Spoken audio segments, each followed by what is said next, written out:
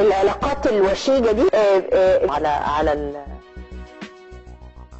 اجتماعيين بجد. كان هي او والدة كان يعني طول الوقت يعني اي حد ممكن يوديهم في 1 2 3